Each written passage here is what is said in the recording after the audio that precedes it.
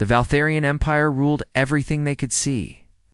Their ships filled the space between stars like metal locusts, and their soldiers marched on 10,000 different worlds. Emperor Druckmer sat on his golden throne, looking at a map made of light that showed every planet his people controlled. The map was so big, it filled the entire room, and each tiny dot of light represented a world where billions of creatures served the Empire. "We are the greatest beings in the universe," Druckmer said to his advisors. His voice was deep and powerful, echoing off the crystal walls of his palace. "Today, we have finally won the last war. Every world that ever dared to fight us is now ours." General Vexstar stepped forward and bowed low. He was the Empire's best warrior, covered in scars from 100 battles. "Your Majesty, our armies have just taken the Outer Rim worlds. The rebels there fought hard, but they could not stop us. We burned their cities and took their people as slaves." The other advisors nodded and smiled. They were all happy about the news. The Valtharians had spent 300 years conquering their galaxy, and now it was finally over. Every planet, every moon, every space station belonged to them. "What about the empty space beyond our galaxy?" asked the Emperor. "Have our scouts found anything interesting out there?" Admiral Kethra spoke up. She was the commander of the Empire's space fleet, and her ships had traveled farther than any others. "We have sent our fastest ships into the void between galaxies, Your Majesty. They found nothing. No planets, no life, no other empires. We are alone in the universe." This news made Emperor Druckmer very happy. He had always worried that somewhere out there, another empire might be growing strong enough to challenge his power. But now he knew the truth. The Valtharians were the only intelligent life in all of existence. "Then we shall take everything," he declared, standing up from his throne. "I want you to start building the stellar harvesters immediately. We will drain the energy from every star in this galaxy. With that much power, we can build ships to travel to other galaxies and claim them too." The stellar harvesters were massive machines that could wrap around a star and slowly suck out all its energy. The Valtharians had used smaller versions to destroy enemy worlds, but these new ones would be 1,000 times bigger. It would turn entire suns into fuel for the Empire's expansion. "But Your Majesty," said science advisor Zefko, "if we drain all the stars, the planets around them will freeze. Billions of creatures will die." Emperor Druckmer looked at him with cold eyes. "Those creatures exist to serve us. If they die, we will find others. The universe is full of worlds we have not yet discovered." The other advisors quickly agreed with their emperor. They had learned long ago that questioning his decisions was dangerous. The Valtharians believed they were the most evolved beings in existence. They were stronger, smarter, and more advanced than any other species they had ever met. Every war they fought ended in victory. Every world they invaded became part of their empire. "We are evolution's perfect creation," Druckmer continued, walking around the light map of his territory. "We have conquered death itself. We have built machines that can destroy planets. We have created weapons that can tear holes in space. Nothing in the universe can challenge us." The Emperor was right about many things. Valtharian technology was incredibly advanced. Their soldiers were genetically modified to be faster and stronger than normal beings. Their ships could travel between stars in days instead of years. Their weapons could crack a planet's crust with a single shot. But there was one thing Emperor Druckmer did not know. High above his palace in a space station that orbited the planet, the Valtharians were working on the Stellar Harvester project. They had built the first prototype and were testing it on a small star at the edge of their territory. The machine worked perfectly, draining the star's energy and storing it in massive batteries. What they did not realize was that their test had created ripples in space itself. These ripples traveled faster than light, spreading out in all directions, like waves in a pond. The ripples carried information about what the Valtharians were doing and where they were doing it. Far away, in the empty space between galaxies, something detected those ripples. Something that had been watching and waiting for a very long time. The Valtharians thought they were alone in the universe, but they were wrong. They were not the apex predators they believed themselves to be. They were not the most advanced civilization in existence. They were just another young species that had grown too proud too quickly. And now, their activities had attracted the attention of beings so far beyond them that the Valtharians could not even imagine such power existed. The ripples from their stellar harvester had just sent a message across the cosmos. A message that said, "We are here, we are dangerous, and we must be stopped." But Emperor Drakmer knew none of this. He continued to smile and plan his conquest of the universe, never suspecting that he had just made the biggest mistake in his empire's history. 3 months had passed since the first stellar harvester began its work. The massive machine wrapped around a dying star like a metal spider, slowly draining its energy into enormous storage tanks. Emperor Drakmer was pleased with the results. Soon he would have enough power to build a fleet that could travel to other galaxies. But far from the Emperor's palace, in a lonely space station at the very edge of Valtharian territory, something impossible was happening. Lieutenant Commander Zephyra sat at her monitoring station, staring at her screens with growing fear. She had been watching the empty space beyond their galaxy for 5 years, and she had never seen anything like this. "Run the scan again," she told her assistant, Corvin. "Check everything twice. Make sure the equipment is working properly." Corvin's fingers moved quickly over his control panel. He was young and had only been assigned to the station 6 months ago. Most officers considered this duty boring and useless. They were supposed to watch for threats coming from outside the galaxy, but everyone knew there was nothing out there. "All systems are working perfectly, Commander," Corvin reported.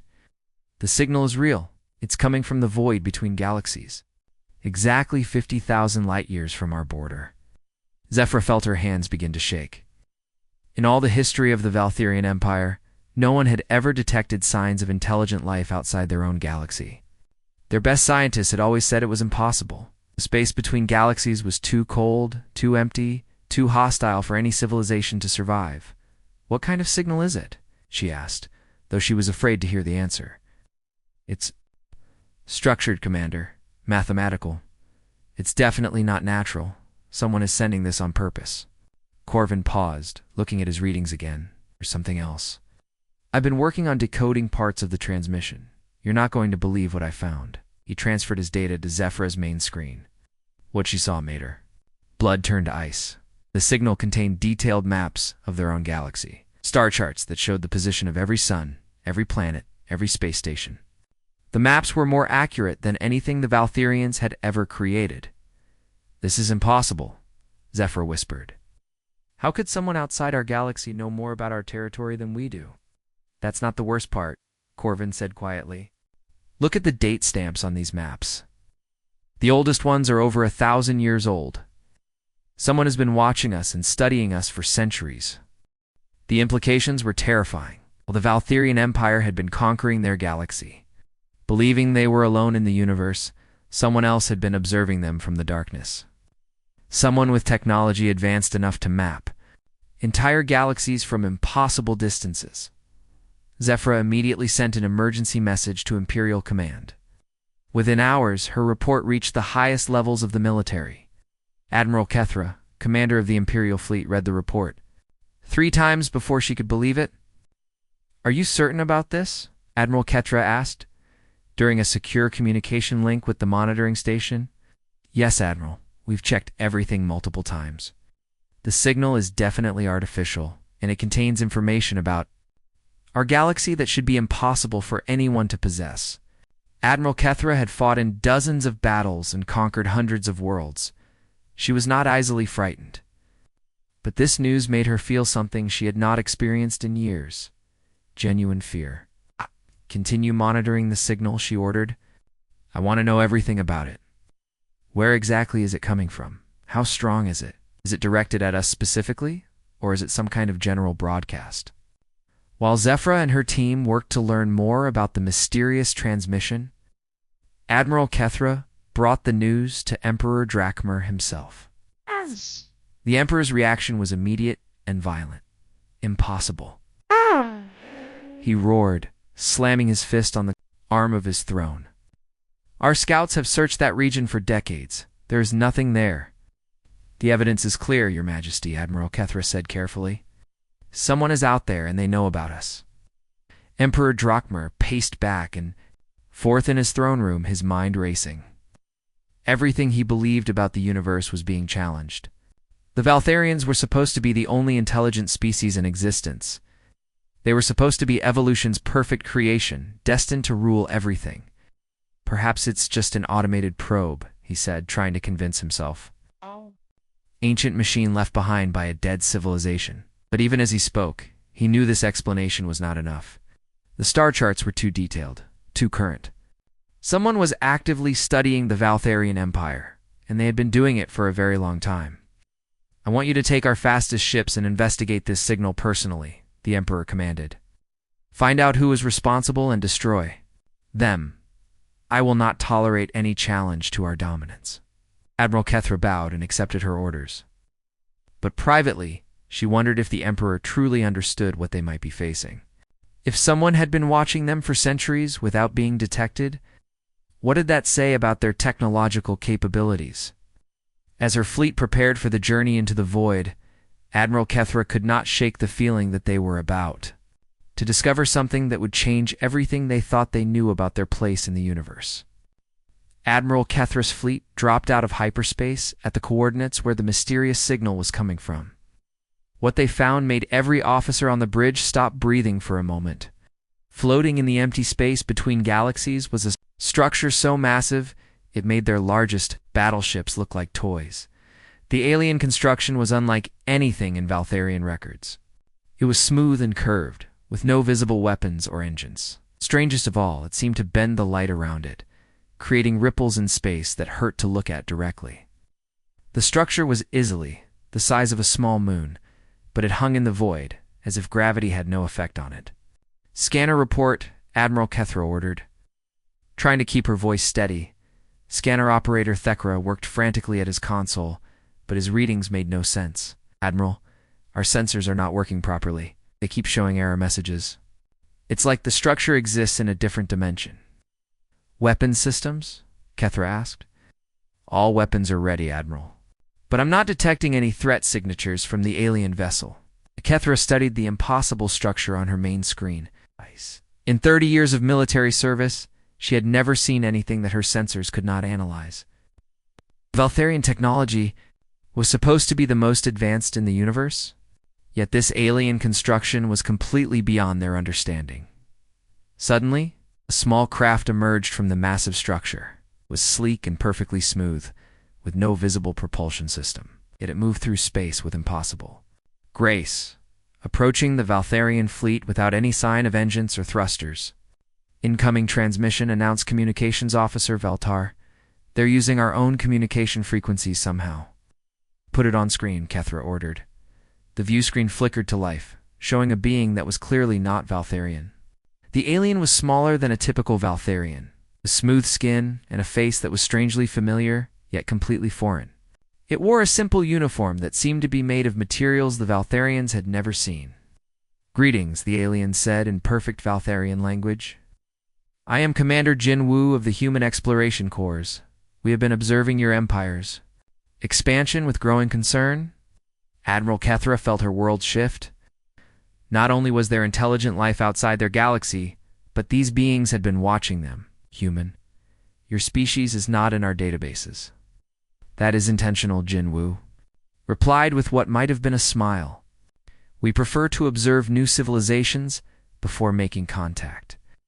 Your recent activities, particularly the Stellar Harvesting Project, have forced us to act sooner than we planned. What do you mean by forced you to act? Kethra asked, though she was afraid of the answer. Your stellar harvesters are creating gravitational disturbances that affect multiple galaxy clusters. Trillions of inhabited worlds are at risk. We cannot allow this to continue. The casual way Jinwu spoke about trillions of worlds made Kethra's blood run cold. The Valtharians had always believed they were the only intelligent life in the universe. Now this alien was talking about countless civilizations, as if they were common knowledge. You speak as if you have authority over us, Kethra said, trying to maintain her composure. The Valtharian Empire answers to no one. Commander Jinwu said gently, your empire is very young. You've existed for less than 5,000.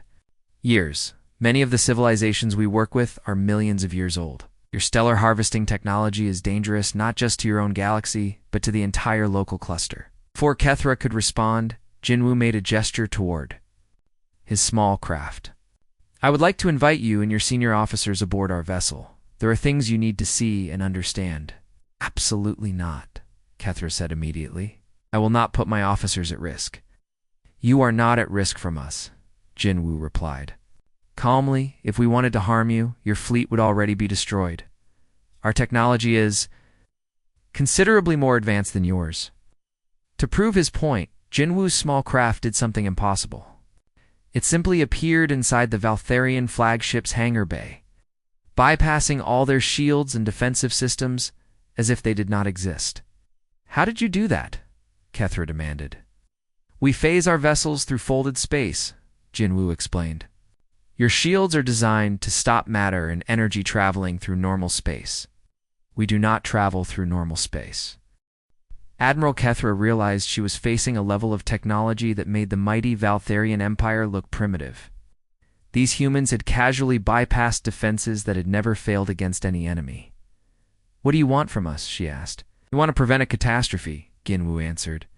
Your stellar harvesters are affecting the orbital mechanics of 17 different galaxies. If you continue using them, you will trigger a chain reaction that could destroy billions of star systems.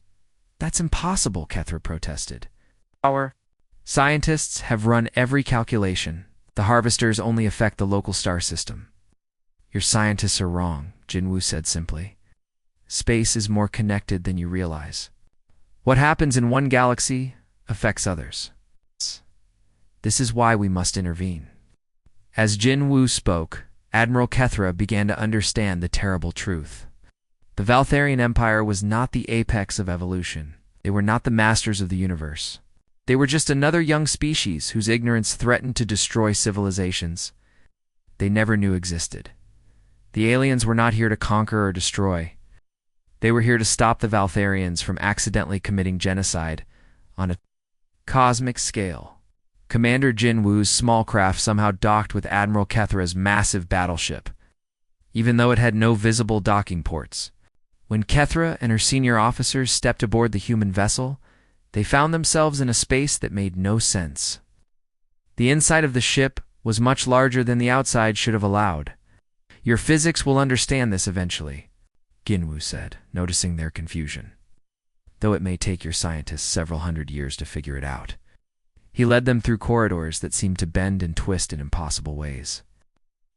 The walls were made of a material that looked like metal, but felt warm to the touch. Strange lights floated in the air without any visible power source, following the group as they walked. This is our observation deck, Jinwoo said. Opening a door that had not been there a moment before, the Valtharian officers stepped into a room that took their breath away. The walls, floor, and ceiling were completely transparent, making them feel like they were floating in empty space. What they saw around them was not the darkness they expected. A three-dimensional map of light appeared in the center of the room, showing thousands of galaxies spinning slowly in perfect detail. Each galaxy was marked with symbols and colors that meant nothing to the Valtharians, but clearly meant something important to the humans. This is the local universe, Jinwoo explained. Each galaxy you see contains multiple intelligent species. Most of them are much older than your empire. Dr. Yonesio, Jinwoo's science officer, stepped forward. She was smaller than Jinwoo, with kind eyes that seemed to hold ancient wisdom. The Galactic Cooperative maintains peace between over 50,000 different civilizations. We have been preventing wars and helping young species develop for the past 50,000 years.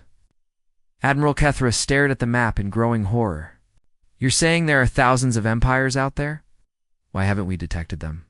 Because they learned long ago to hide from aggressive species, Yonesio replied gently. When a new civilization begins expanding violently as yours has done, the older species wait and watch. They hope the young empire will eventually learn wisdom before it becomes too dangerous. Jinwoo touched something on the wall, and the map zoomed in to show their local galaxy cluster. Your stellar harvesting project affects the gravitational balance of 17 different galaxies. Each of those galaxies contains billions of inhabited worlds. Your actions threaten the lives of over 3 trillion intelligent beings. Impossible, protested Chief Science Officer Velkarn. Our calculations show the harvesters only affect the target star system. Dr. Unisio smiled sadly. Your calculations are based on incomplete understanding of space-time mechanics. You see? Each star system is separate and isolated. Space is connected in ways your science has not yet discovered. When you drain energy from a star, you create ripples that travel through folded dimensions. She gestured, and the map showed lines of energy connecting different galaxies like a vast web. These connections carry the gravitational disturbances caused by your harvesters. What seems like a local effect to you is actually destabilizing star systems thousands of light years away. Admiral Kethra felt the last of her certainty crumble. If you're so advanced, why didn't you stop us sooner? Because we always hope young species will learn on their own, Jinwoo answered. Most civilizations go through an aggressive expansion phase. It's natural. The key is learning when to stop before you harm others. What about humanity? Asked Tactical Officer Zarkath. Did your species go through this phase too? Jinwoo nodded. 800 years ago, humans were much like the Valtharians. We conquered other species, harvested resources without regard for consequences, believed we were destined to rule the universe. Then we encountered the cooperative. What happened? Kethra asked, though she dreaded the answer. We were given the same choice we are offering you, Unesio said. Join the galactic community and learn to coexist, or face the consequences of our actions.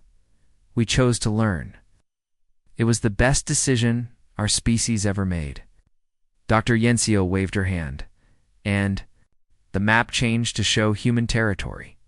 Instead of the red conquest markers that covered Valtharian space, human worlds were connected by gentle green lines representing trade, cooperation, and mutual aid. We discovered that cooperation is far more powerful than conquest, she explained. When thousands of species work together, sharing knowledge and resources, everyone benefits. We solved problems in decades that would have taken us centuries alone. Our technology advanced faster through cooperation than it ever did through war, Jinwoo added. We learned to tap quantum vacuum energy from the Zephyrians. We mastered dimensional folding from the crystalline collective. We developed our medical techniques from the healing worlds.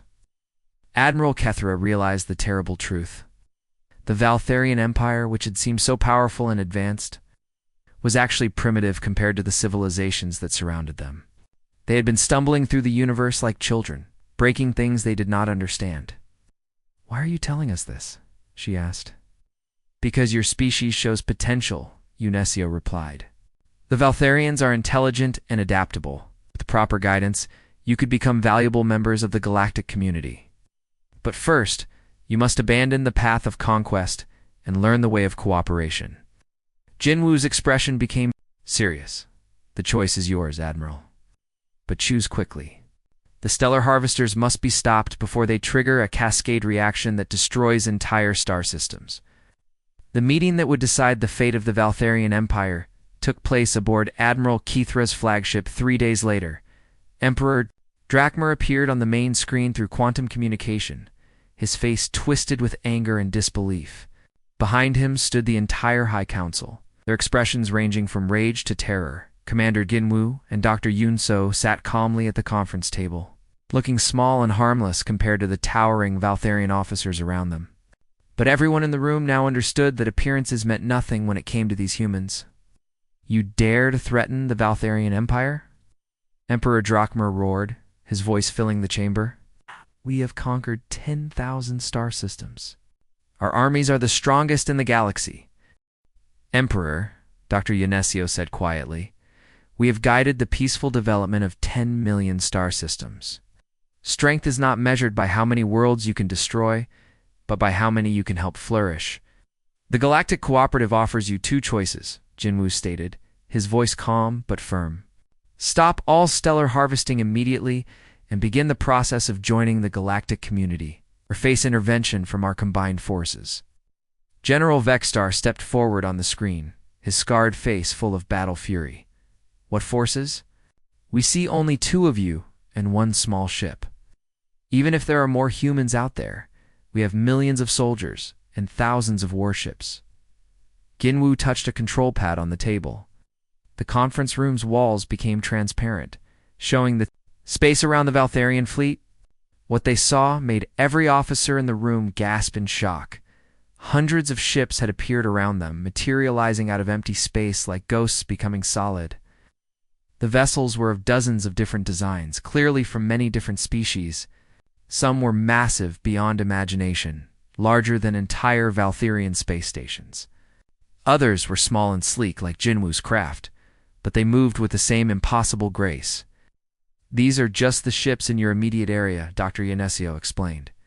"The full cooperative fleet contains over 1,000,000 vessels from 300 different species. Most of them are equipped with technology your empire cannot comprehend." Emperor Drachmer stared at the alien fleet surrounding his forces.